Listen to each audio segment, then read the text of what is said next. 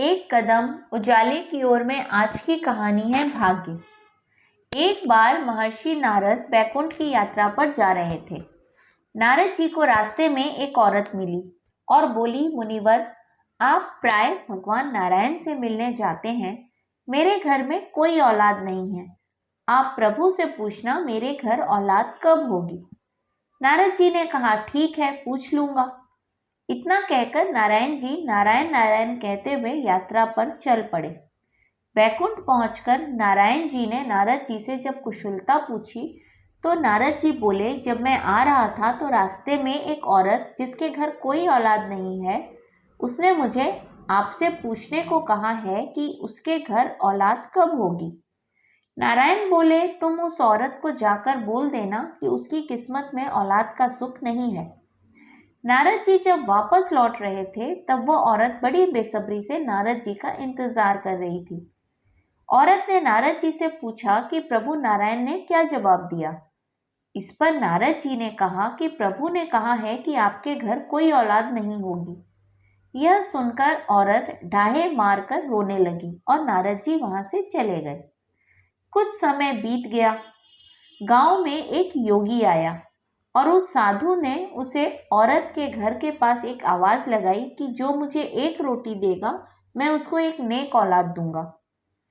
यह सुनकर वो बांझ औरत जल्दी से ताजी रोटी बनाकर ले आई और जैसा उस योगी ने कहा था वैसा ही हुआ।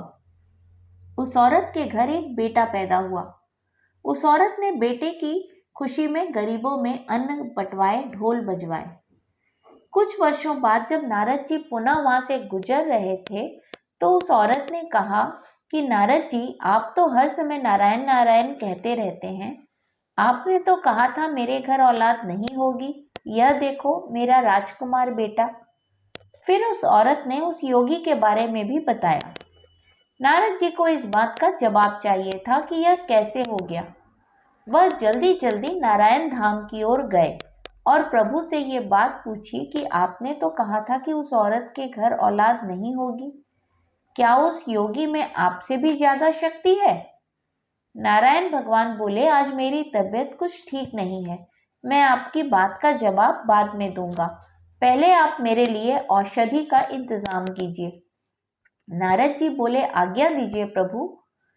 नारायण बोले, नारद जी, आप भूलोक जाइए और एक कटोरी रक्त लेकर आइए। नारद जी कभी इधर कभी उधर घूमते रहे पर प्याला भर रक्त नहीं मिला। उल्टा लोग उपहास करते कि नारायण बीमार हैं। चलते चलते नारद जी किसी जंगल में पहुंचे। वहां पर वही साधु मिले जिसने उस औरत को बेटे का आशीर्वाद दिया था। वो साधु नारद जी को पहचानते थे। उन्होंने कहा, अरे नारद जी, आप इस जंगल में इस वक्त क्या कर रहे हैं? इस पर नारद जी ने जवाब दिया, मुझे प्रभु ने किसी इंसान का रक्त लाने को कहा है। यह सुनकर साधु खड़े हो गए और बोले कि प्रभु ने किसी इंसान का रक्त मांगा है। उसने कहा, आपके पास कोई छुरी या चाकू है? नारद जी ने कहा कि वह तो मैं हाथ में लेकर घूम रहा हूं। उस साधु ने अपने शरीर से एक प्याला रक्त दे दिया। नारद जी वह रक्त लेकर नारायण जी के पास पहुंचे और कहा, आपके लिए मैं औषधि ले आया हूं प्रभु।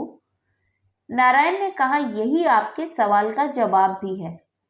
जिस साधु ने मेरे लिए एक प्याला रक्त मांगने पर अपने शरीर से इतना रक्त भेज दिया, क्या उस साधु की दुआ करने पर मैं किसी को बेटा भी नहीं दे सकता?